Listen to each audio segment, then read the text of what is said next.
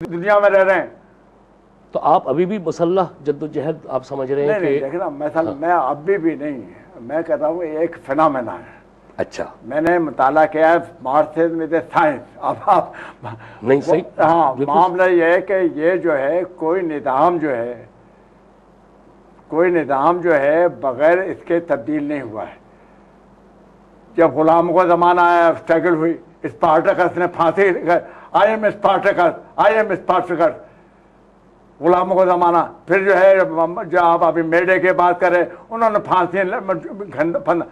تو بات یہ کہ یہ لڑائی جو ہے یہ اب چین میں جو 30 ایام اسٹرگل، روس میں مطلب یہ کہ لوگوں نے جو ہے نا والے کس طرح سارے روس کا تختہ الٹا، کس طرح جرمنی کی جو ہے مطلب اگر روس کی حکومت ہوتی تو جرمنی تو مطلب روس کو کھا گیا تھا.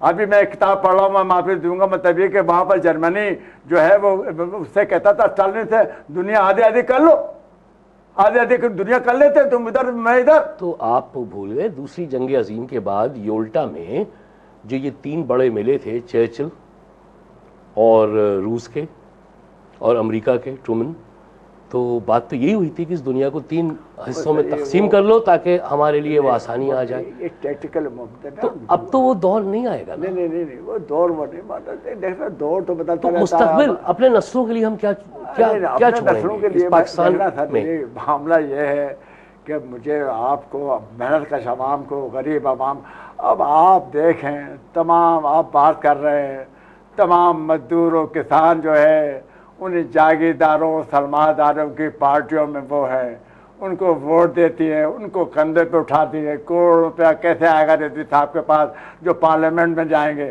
میں پارلیمنٹ میں استعمال کرنا چاہتا ہوں، 2-3 آدمی بھجائیں اندر سے بھی باہر سے بھی.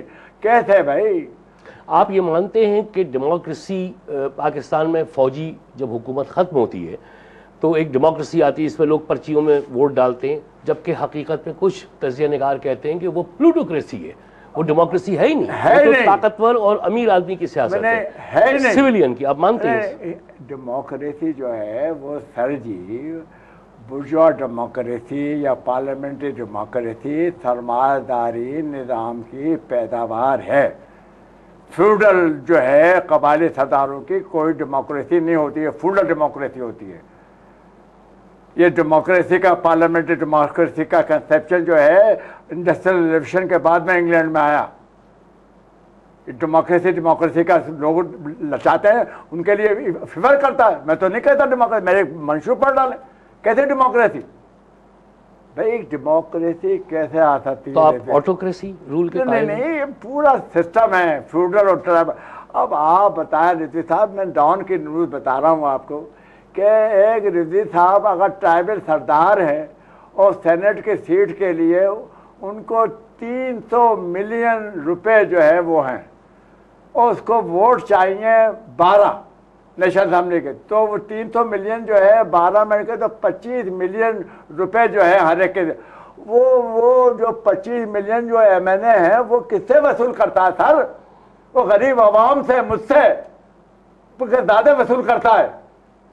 تو اگر صوفی محمد معاف کیجیے گا وہ کہتا ہے کہ آج یہ کیا ہو رہا ہے؟ خلفائے راشدین تو پیٹ پہ لے کے راشن بانٹتے تھے. crude, it is not a scientific, it is a crude way of thinking. And it is a تو نظام کیسے بدلیں گے؟ ہاں نظام آخری مرحلوں پہ ہے پروگرام، چلتے چلتے ناظرین کو اس کا سلوشن بھی دیتے جائیے. نظام جو ہے وہ ایسا نہیں، میرے کہنے سے نہیں، اسٹرگل کر رہے ہیں. میں مطلب میں آپ کو کہوں میں اسٹرگل کر رہا ہوں. میرے ساتھ بڑے بڑے لوگ سے بھاگ گئے، چھوڑ گئے. مجھے مطلب جیسے مجھے کہا کہ میں حسن ناصر کا قاتل بن گیا. وہ کہتے پی آئی اے سی آئی اے. بھٹو صاحب جیسے میرا یار تھا اس نے بند کیا. ایوب خان کے زمانے وہ عارف عباس سے اس کی بیوی نے پوچھا وکیل خان سے کہ بھائی کو کیوں مارنا چاہتے تھے؟ کہ اس نے کہا کہ بھائی ہمیں آرڈر تھے 2 آدمیوں کو مارنے کے، حسن ناصر کو، اس کو. میں آپ کو بتاؤں کہ حالت یہ ہے ملک کی. جب میں 22 مہینے کے بعد نور خان نے مجھے ڈسمس کیا تھا تو میں نے نور خان سے ایک ریکویسٹ کی.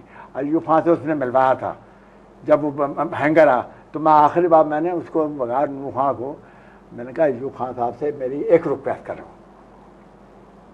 کیا؟ میں نے کہا اس سے کہو کہ طفیل کہہ رہا ہے کہ میرا کیس آئی پی کو بھیج دیا.